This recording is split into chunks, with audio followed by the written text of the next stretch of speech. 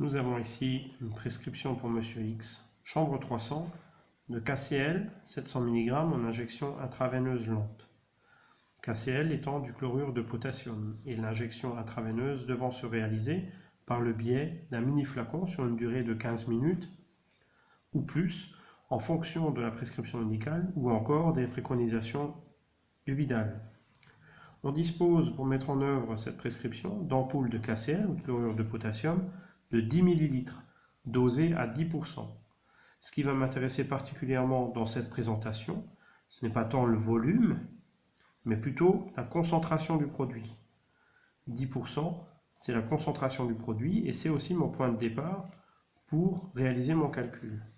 À savoir que 10% est à interpréter de la manière suivante.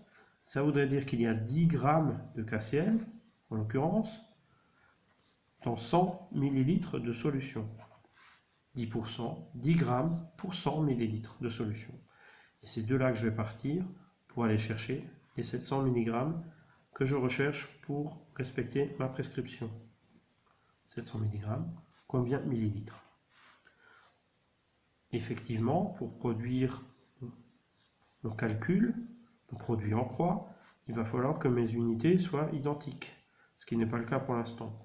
Donc soit je convertis 10 grammes en milligrammes, ça va me faire 10 000 mg, ou alors je convertis 700 mg en grammes, 0,7 g.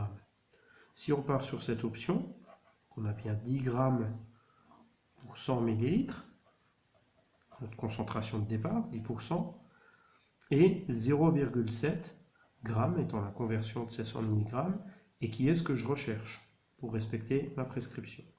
0,7 fois 100 sur 10 est 7 fois possible, puisque j'ai les mêmes unités de part et d'autre.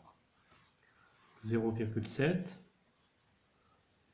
fois 100 sur 10. Je simplifie ma fraction en supprimant les dizaines, ce qui nous fait 7 sur 1. En d'autres termes, 7 ml de solution à prélever dans l'ampoule.